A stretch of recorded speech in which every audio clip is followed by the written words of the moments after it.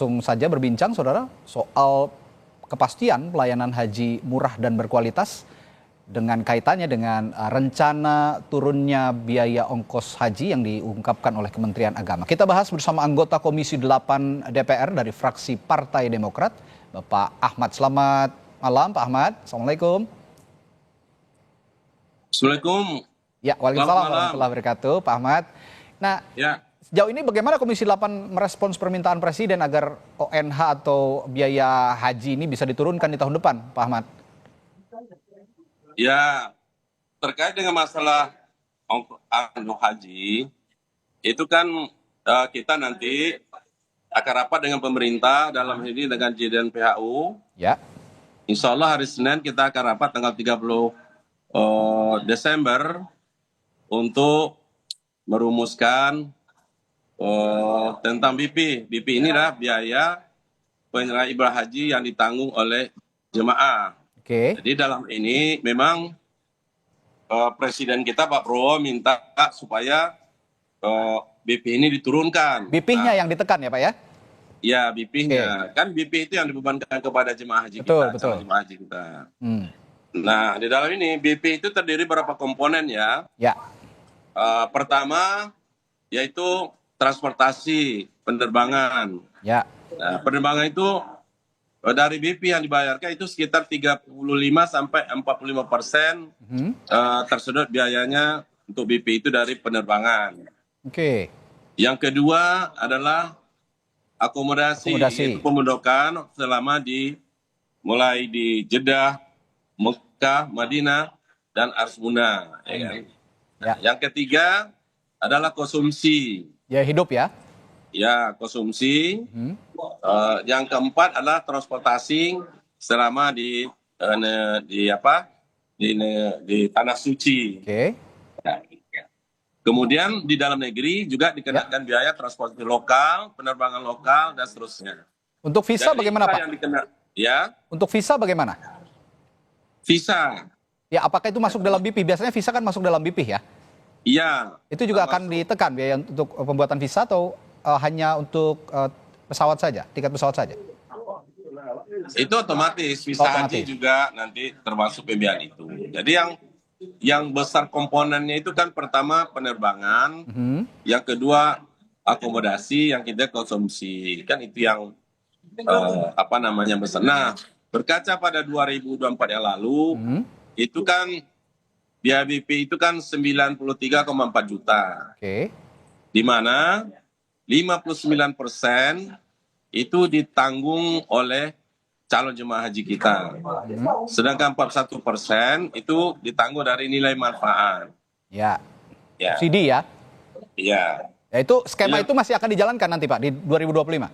Tetap komponen BP itu terdiri dari dua komponen besar, yaitu pertama yaitu dari jemaah sendiri, kemudian dari nilai manfaat. 100% itu dibagi. Nah, kemarin komposisinya yaitu 51% ditanggung oleh jemaah, 41% ditanggung oleh nilai manfaat.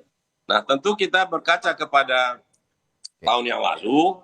Nah, ini kenaikan jemaah haji ini biaya itu tergantung kepada kurs. Nah, kita di APBN kita itu kurs itu 16.000 per dolar. Kemudian tergantung aftur kan? Aftur ya. Kalau aftur naik, tentu biaya penerbangan naik.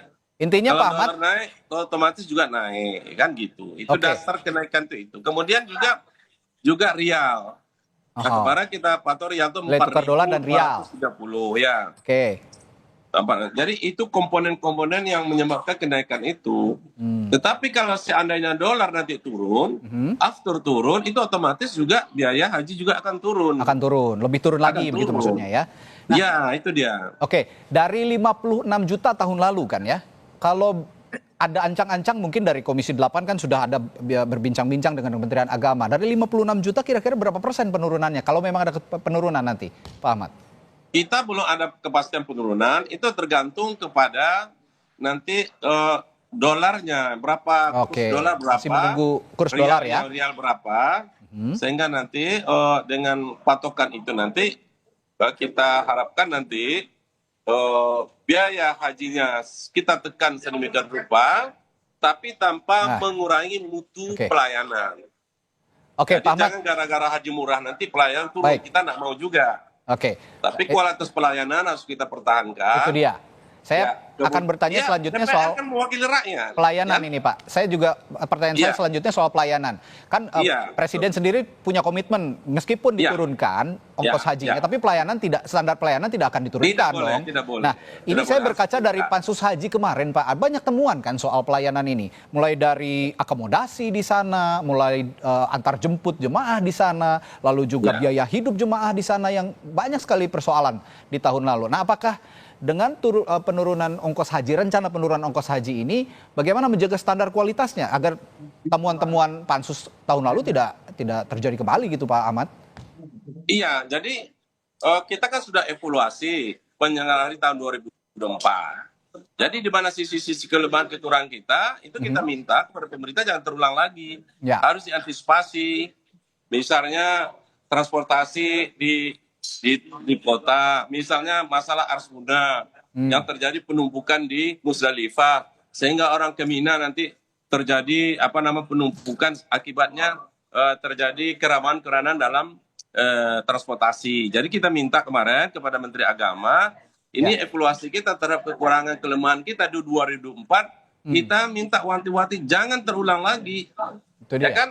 Jangan sampai jatuh lubang sama gitu loh. Hmm, Sehingga kita kemarin bentuk pansus sampai sedemikian pentingnya, kita harapkan dengan ada pansus ini, jadi pemerintah kita harapkan apa kekurangan kelemahan kemarin itu jangan terulang lagi, oke. dan itu dapat diantisipasi sejauh mungkin, sedini mungkin. Makanya kita minta kepada Pak Menteri Agama yang baru dengan jajaran yang baru, apalagi ini kan sudah dibentuk BPH nih, Ya, Badan Penyelenggara Hari. Jadi juga bersama-sama dua oke. lembaga ini nanti untuk penyelenggara haji itu, ya kita harapkan layanan itu lebih baik dari 2004 gitu. Oke. Itu harapan kita. Ada juga begini, Pak Ahmad, temuan dari pansus di periode DPR sebelumnya. Ini soal keterlibatan pemerintah dalam pengelolaan ibadah haji. Nah, terkait kelembagaan ini yang jadi masalah bahwa Kementerian Agama pada periode lalu ini masih berperan ganda dalam penyelenggaraan ibadah haji, baik sebagai regulator maupun operator. Tapi kan sebenarnya untuk penyelenggaraan haji sekarang itu berubah menjadi government to business, pemerintah dengan penyedia layanan haji. Nah, bagaimana mengawasi soal ini? Kadang dispute-nya ada di situ soalnya, Pak Ahmad. Ya, sekarang kan Menteri Urusan Haji Saudi Hmm, itu penyelenggaraan haji itu kan diserahkan sepenuhnya kepada syarikah ya, ya. artinya secara bisnis, ya kan? Mhm. Tentu dalam hal ini orientasi mereka kan untung ya, profit ya, Ya, tidak betul. lagi pelayanan. Nah, disinilah fungsi kita. Makanya kita sebelum penyelenggaraan haji itu, kita turun dulu ke lapangan, ke Saudi, Oke. untuk mengecek persiapan, terutama pemondokannya, cateringnya, kemudian di Asmuna yang selalu rawan terhadap penumpukan manusia pada jam sama, waktu yang sama dengan berjutaan manusia itu. Ya. Nah, seterusnya kita harapkan dengan adanya, kami kan ada panja nih, dengan ada panja ini diharapkan celah-celah yang akan menyebabkan kemungkinan timbulnya masalah haji 2025 ini dapat kita antisipasi. Ya, Ya. kemudian juga kita tahu bahwa orientasi mereka bisnis, ya kan? Ya. Kalau kerajaan Saudi dulu ke pelayanan, nah kita harapkan kita sebagai pengawas nanti, ya terutama masalah-masalah berkaitan dengan tarif, Mhm. seperti di Asmuna itu kan tahun kemarin kan 4.000 rial tuh yang satu orang. Ya. Nah mungkin tahun ini kita coba nanti bagaimana dengan serikah itu bagaimana menegonya Oke. supaya mungkin lebih bisa Baik. diturunkan. Baik, Pak Ahmad. Demikian, ya, Ya. begitu. Baik, Pak Ahmad, singkat terakhir, kemarin kan pada DPR periode sebelumnya kan ada pansus. Nah, temuan-temuannya ini kalau nggak salah ada 9 lah kurang lebih ya, ada 9 temuan. Ini sudah dikomunikasikan pada Komisi 8 periode saat ini untuk sama-sama nanti juga diawasi dalam penyelenggaraan ibadah haji 2025? Karena pansus itu sendiri terdiri dari Komisi 8. Ya, maksud kami sudah dikomunikasikan ya, berarti di DPR periode ini ya? Iya sudah, Baik. karena sebagian anggota Dewan Pansus yang 2024 itu sebagai Masuk besar lagi ya? kita pilih kembali. Oke, baik, Jadi terpilih itu kembali. 9 poin itulah yang kita sekarang nanti sebagai bahan kita nanti rapat ke depan tanggal 30 Oktober ini, Baik. bagaimana ini lebih bisa diatasi dan lebih baik pelayanan, kualitas pelayanan. Seperti itu. Baik, Ya. ya termasuk ini juga masalah untuk menyelesaikan 5.678 nomor porsi kuota batu yang sampai saat ini juga belum terselesaikan. Ini porsi haji reguler yang belum diketahui secara pasti di mana jemaah haji itu berada. Ini jadi problem juga dan harus diselesaikan di Komisi 8. Dan mudah-mudahan rencana penurunan ongkos haji ini jadi angin segar juga buat mereka yang ingin beribadah haji di tahun 2025 ya Pak Ahmad. Baik, terima kasih anggota Komisi 8 DPR RI, Ahmad sudah bergabung di Sapa Indonesia Malam. Sehat selalu Pak Ahmad. Sampai jumpa lagi Pak. Assalamualaikum. Terima kasih. Assalamualaikum warahmatullahi wabarakatuh. Waalaikumsalam warahmatullahi wabarakatuh.